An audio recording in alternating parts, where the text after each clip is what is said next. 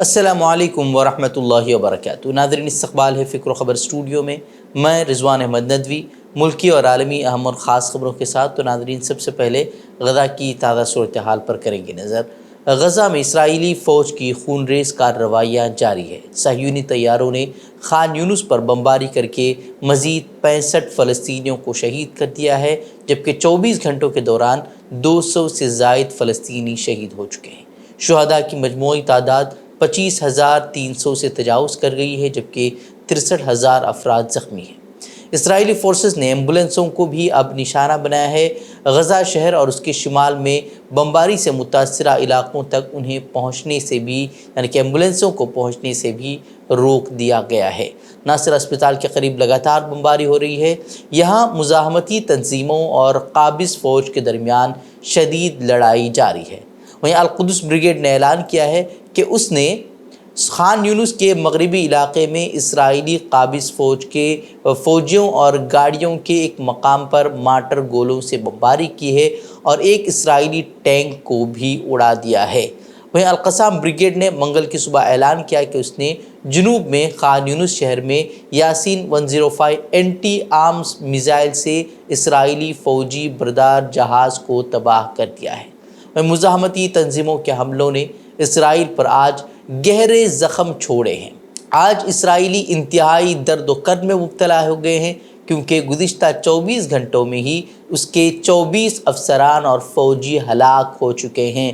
اسرائیلی وزیر دفاع نے ایک بیان جاری کیا ہے، جس میں اس نے کہا کہ ہم اس انتہائی تکلیف دہ وقت میں متاثرین فوجیوں کے اہل خانہ کے ساتھ کھڑے ہیں، اور ایک بار پھر جنگ جاری رکھنے کی اس نے بات کہی ہے۔ حالانکہ اسرائیلی یرغمالیوں کے اہل خانہ کی طرف سے مسلسل دباؤ بنایا جا رہا ہے کہ وہ جلد سے جلد جنگ ختم کر دیں اور یرغمالیوں کی رہائی کے لیے کام کریں۔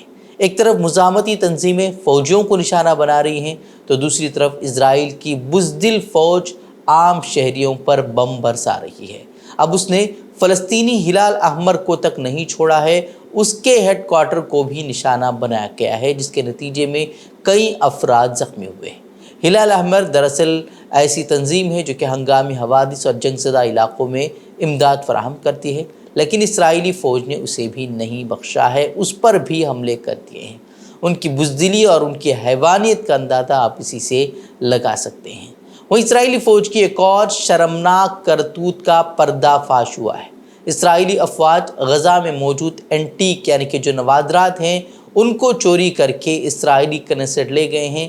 چوری شدہ نوادرات کا اس وقت پتہ چلا جب اسرائیل کے نوادرات اتھارٹی کے ڈائریکٹر نے اپنے ذاتی انسٹاگرام اکاؤنٹ پر نوادرات کی ایک تصویر پوسٹ کی۔ اس نے ایک ویڈیو بھی پوسٹ کی جس میں کہا گیا کہ اسرائیلی فوج نے غزہ میں نوادرات سے بھرے ایک گودام کی جانچ کے لیے اتھارٹی سے رابطہ کیا ہے۔ وہیں کونسل آن امریکن اسلامک ریلیشنز نے اقوام متحدہ پر زور دیا ہے کہ وہ غزہ میں لوٹے گئے آثار قدیمہ کی رپورٹوں کی تحقیقات کرے، اور ایک بیان میں کہا کہ جاری نسل کشی فلسطینی ثقافت اور ورثے کے تمام پہلوؤں کو نشانہ بنا رہی ہے۔ اسی درمیان جنگی جنون اور فلسطینیوں کے خلاف دلوں میں زہر لیے بیٹھے قابض اور غاصب صہیونی یہودی آبادکاروں کے بھی فلسطینیوں پر حملے بڑھتے جا رہے ہیں۔ جب سے 7 اکتوبر کا حملہ ہوا ہے، اس کے بعد سے تو یہ تعداد جو ہے، حملوں کی تعداد بڑھتی جا رہی ہے، اور وہاں فلسطینی جو ہے وہ نشانہ بن رہے ہیں۔ ان آبادکاروں کی جانب سے وسطی مغربی کنارے میں فلسطینیوں کے املاک کو، ان کے کاروبار کو نقصان پہنچایا جا رہا ہے۔ آبادکاروں نے آج جو ہے نشانہ بنا کر فلسطینی شخص مالک عبدالعزیز کے کار کے شو روم کو آگ لگا دی ہے۔ بتایا جا رہا ہے کہ شو روم میں موجود سبھی کاریں جو ہے وہ جل کر خاکستر ہو گئی ہیں، اور پورا جو شو روم ہے وہ بھی تباہ ہو چکا ہے۔ اسی بیچ روس کے وزیر خارجہ سرگئی لاوروف نے اقوام متحدہ کی سلامتی کونسل کے اجلاس سے پہلے ایران، ترکی اور لبنان کے وزرائے خارجہ کے ساتھ نیو یارک میں غزہ کی پٹی، شام اور بحیرہ احمر میں کشیدہ صورتحال پر تبادلہ خیال کیا ہے، جس میں سبھی نے غزہ میں انسانی امداد فراہم کرنے اور جنگ بندی کی ضرورت پر اتفاق کیا ہے۔ ایک اور بڑی خبر یہ سامنے آ رہی ہے کہ امریکہ اور برطانیہ نے یمن میں حوثیوں کے ہتھیاروں کے ٹھکانوں پر تازہ فضائی حملے کیے ہیں۔ امریکی سینٹرل کمانڈ کا کہنا ہے کہ 8 مقامات کو نشانہ بنایا گیا ہے، جس میں صنعاء کے شمال میں ایک ایئر بیس بھی شامل ہے، جس کے متعلق امریکہ کا یہ دعویٰ ہے کہ یہ بحیر احمر میں بحری جہازوں پر حملوں میں استعمال ہونے والے ڈرونز اور میزائلوں کو ذخیرہ کرنے کے لیے استعمال کیا جا رہا تھا۔ حالانکہ اب یہ دیکھنا ہوگا کہ جو حوثی ہیں وہ اس کا کیا جواب دیتے ہیں، یہ تو وقت ہی بتائے گا، لیکن امریکہ نے اب جو ہے وہ اس پر مزید ایک اور حملہ کر دیا ہے۔ اس سے قبل بھی امریکہ اور برطانیہ نے حوثیوں کے ٹھکانوں کو نشانہ بنانے کی بات کہی تھی۔ وہیں وائٹ ہاؤس کی جانب سے اب ایک بیان جاری کیا گیا ہے کہ صدر جو بائیڈن نے برطانوی وزیراعظم رشی سنک کے ساتھ فون کال میں انسانی امداد میں اضافے، غزہ کی پٹی میں شہریوں کی حفاظت اور قیدیوں کی رہائی کی اہمیت پر تبادلہ خیال کیا ہے، جبکہ دونوں جماعتوں نے بحیر احمر میں نیویگیشن کی آزادی کے دفاع کے عزم پر بھی تبادلہ خیال کیا ہے۔ اور یورپی یونین کے خارجہ پالیسی کے سربراہ جوزف بوریل نے کہا ہے کہ مشرق وسطیٰ میں 2 ریاستی حل کے لیے مذاکرات جاری رہیں گے، چاہے اسرائیل اسے پسند کرے یا پھر نہ کرے۔ انہوں نے 2 ریاستی حل کو ہی امن کا واحد ذریعہ قرار دیا۔ بوریل نے زور دے کر کہا کہ اس وقت فوری ترجیح غزہ میں شہریوں تک امداد پہنچانے کی ہے اور قیدیوں کو بچانے اور شہریوں کی ہلاکتوں کو روکنے کے لیے اسرائیلی حملوں اور بمباری کو روکنے کے لیے کام کرنا ہے۔ اس وقت یہ تمام باتیں چل رہی ہیں، کئی ممالک کی طرف سے اسرائیل پر زور دیا جا رہا ہے کہ وہ حملے کو روکے۔ اسی بیچ جو ہے اسرائیل کی قومی سلامتی کے وزیر نے کہا ہے کہ غزہ جنگ ختم ہوتی ہے تو پھر اسرائیلی حکومت بھی ختم ہو جائے گی۔ اسرائیلی اخبارات ہاریٹس اور معارف کا کہنا ہے کہ اسرائیل کے انتہائی دائیں بازو کے قومی سلامتی کے وزیر نے پارٹی کے اجلاس کے دوران وزیر اعظم بنجمن نتن یاہو کو رد عمل دینے کی ہدایت بھی کی ہے۔ تو یہ صورتحال تھی غزہ کے تعلق سے۔ ناظرین، اس کے بعد ہم آگے بڑھیں گے ملک کی خبروں کی طرف۔ منی پور میں تازہ پرتشدد واقعات کے درمیان 34 اراکین اسمبلی، جن میں بیشتر برسر اقتدار بی جے پی سے تعلق رکھتے ہیں، انہوں نے مرکزی حکومت سے مسلح شورش پسند تنظیموں کے ساتھ سسپینشن آف آپریشن یعنی کہ SOO کو رد کرنے کی گزارش کی ہے۔ ایسا نہیں ہونے پر اراکین اسمبلی نے لوگوں کے مشورے سے مناسب قدم اٹھانے کی تنبیہ دی ہے۔ قرارداد میں کہا گیا ہے کہ میانمار واقع مسلح شورش پسندوں کے ذریعے ہندوستانی زمین، ہندوستانی شہریوں اور سیکیورٹی فورسز پر مسلح حملوں کو روکا جانا چاہیے۔ اس میں یہ بھی کہا گیا ہے کہ کئی حساس علاقوں میں جب غیر مسلح شہریوں پر لگاتار اندھادھند گولہ باری کی جا رہی ہے تو سینٹرل فورسز کا ایک طبقہ رد عمل نہیں دیتا ہے اور خاموش تماشائی بنا رہتا ہے۔ افسران کے مطابق 24 دستخط کنندگان میں ریاستی وزیر بھی شامل ہیں، حالانکہ وزیر اعلیٰ این بیرین سنگھ نے اس قرارداد پر دستخط نہیں کیے ہیں۔ بابری مسجد کی جگہ تعمیر رام مندر کی پران پرتشٹھا کی تقریب کے نام پر ملک کی مختلف ریاستوں میں مذہبی جلوس نکال کر خوب ہنگامہ آرائی کی گئی ہے۔ اتر پردیش، مہاراشٹر، بہار اور سمیت کئی متعدد ریاستوں میں جو ہے جلوس کے دوران ہتھیار لہرائے گئے ہیں، مذہبی نعرے لگا کر اشتعال انگیزی کی کوشش کی گئی ہے۔ آگرہ کی ایک مسجد میں کچھ شرپسندوں نے بھگوا جھنڈا مسجد کے باہر لٹکا دیا ہے، جس سے شہر میں ماحول کشیدہ ہو گیا۔ وائرل ویڈیو جو ہے تاج گنج میں واقع شاہی مسجد کا بتایا جا رہا ہے، جس کے بعد پولیس کی بھاری نفری بھی وہاں پہنچ گئی، جس کے بعد پولیس نے حالات کو کنٹرول کرتے ہوئے بگڑتی ہوئی امن و امان کی صورتحال پر قابو پانے کا دعویٰ کیا۔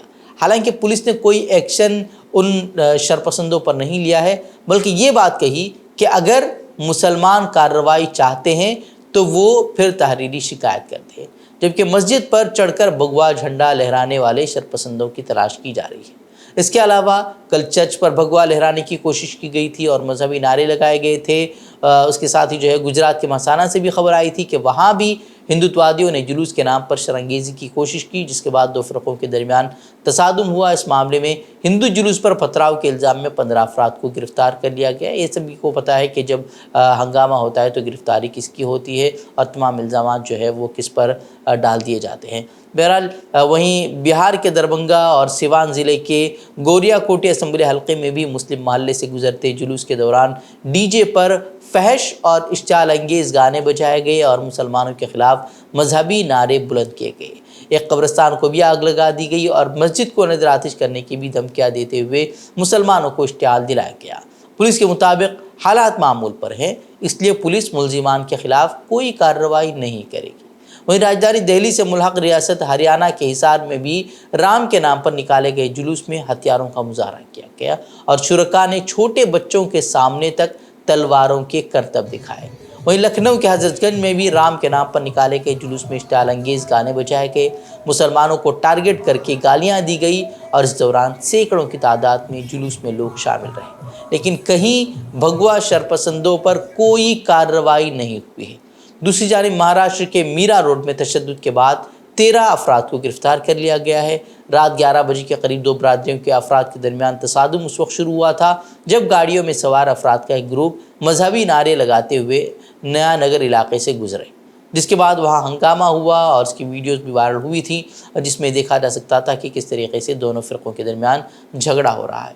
वहीं नायब वज़ीर आला देवेंद्र फडणवीस, जो कि रियासत के वज़ीर दाखिला भी है, उन्होंने कहा है कि पुलिस को मुजरिमों के खिलाफ सख्त तरीन कार्रवाई करने की हिदायत दी गई है, यानी कि मुजरिम उनके सामने कौन है ये हम सभी को पता है और कार्रवाई किसके खिलाफ होगी ये भी हर कोई जानता ही है। लेकिन जो शिद्दत पसंद अनासिर, शरपसंद अनासिर, हिंदुत्व अनासिर जिस तरीके से इश्तियाल अंगेज़ बयानात दे रहे थे, इस मुसलमानों को इश्तियाल दिला रहे थे, उनके खिलाफ कोई कार्रवाई होती हुई नज़र नहीं आ रही है। वहीं अयोध्या में वज़ीर-ए-आज़म मोदी के हाथों राम मंदिर के इफ्तिताह और सरकारी सतह पर उसके लिए जश्न के अहतमाम ने मुल्क के सेकुलरिज्म पर सवाल ज़रूर खड़े कर दिए। अपोजिशन इत्तेहाद इंडिया ने न सिर्फ अयोध्या की तकरीब का बॉयकॉट किया था बल्कि सियासत में मजहब के आमेदिश पर तशवीश का भी इजहार किया था। केरल के वज़ीर आला और CPM लीडर विजय ने अयोध्या में राम मंदिर की तामीर और फिर उसके इफ्तिताह में हुकूमत के रोल पर शदीद तनकीद करते हुए कहा कि मजहब और सियासत के दरमियान खित्ते फासिल महीनतर होती जा रही है। ममता बनर्जी ने भी मजहब के लिए सियासत के इस्तेमाल पर तनकीद की और मगरबी बंगाल में तमाम मज़ाहिब के मानने वालों को साथ लेकर सद्भावना रैली निकाली। और यूपी में अखिलेश यादव ने भी राम के नाम पर बीजेपी की सियासत को अपने अंदाज पर तनकीद का निशाना बनाया। ममता बनर्जी ने अयोध्या की तकरीब का मुकाबला करने के लिए कोलकाता में तमाम मज़ाहिब के मानने वालों के साथ सद्भावना रैली का इनेकाद किया। उन्होंने बीजेपी पर लोकसभा इलेक्शन के लिए मजहब का इस्तेमाल करने का इल्ज़ाम आयद किया और उसे ये कहते हुए खातून मुखालिफ भी करार दिया कि उसे सिर्फ राम की याद आती है मगर वो सीता को नज़रअंदाज कर देते हैं। उन्होंने कहा कि इलेक्शन से कबल सियासत को मजहबी रंग देने में वो यकीन नहीं रखती। ऐसे में उन्होंने कहा कि वो इस तरह के अमल के बिल्कुल मुखालिफ हैं। वन नेशन वन इलेक्शन को लेकर काफ़ी हंगामा हो रहा है और कई तंजीमें और कई जमातों की जानिब से पहले ही कह दिया गया है कि वन नेशन वन इलेक्शन का तस्वुर अब मुल्क में नहीं किया जा सकता। वहीं अब जो है उसके लिए जो कमेटी तश्कील दी गई थी उसने दावा किया है कि मुल्क के 81% आवाम इस बात के हक़ में हैं कि एक ही साथ पार्लियामेंट और मुल्क की तमाम असम्बलियों के इंतखाबात होने चाहिए। कमेटी ने यह भी कहा है कि one nation one election panel को मुल्क भर से 21,000 तजावीज़ मौसूल हुई हैं। इसके अलावा इस पर 17 सियासी जमातों ने भी अपनी राय दी है। कमेटी का कहना है कि उसने 46 जमातों से राय तलब की थी लेकिन उनमें से सिर्फ 17 ने अपनी राय दी है। ये बात इस कमेटी की तरफ से एक सरकारी बयान में सामने आई है। ख्याल रहे कि वन नेशन वन इलेक्शन पर साबिक़ सदर जमहूरिया रामनाथ कोविंद की सरबराही वाली कमेटी ने 5 जनवरी को एक नोटिस जारी किया था जिसमें आवाम से 15 जनवरी तक तजावीज़ तलब की गई थी। इसी तरह सियासी जमातों से भी उनकी राय जानने की कोशिश की गई थी। ये अलग बात है कि कांग्रेस और TMC समेत अपोजिशन से ताल्लुक़ वाली कई बड़ी जमातों ने वन नेशन वन इलेक्शन की खुलकर मुखालफत की है, लेकिन अब उनका ये कहना है, कमेटी का कहना है कि 81% आवाम जो है इस बात के हक़ में हैं। तो नाज़रीन, थी खबरें। मज़ीद खबरों के लिए आप हमारी वेबसाइट www.fikrokhabar.com की तरफ रुख कर सकते हैं। वीडियोज़ के लिए हमारे YouTube चैनल को सब्सक्राइब करें। तो नाज़रीन, इजाज़त दें। अस्सलामु अलैकुम व रहमतुल्लाहि व बरकातहू।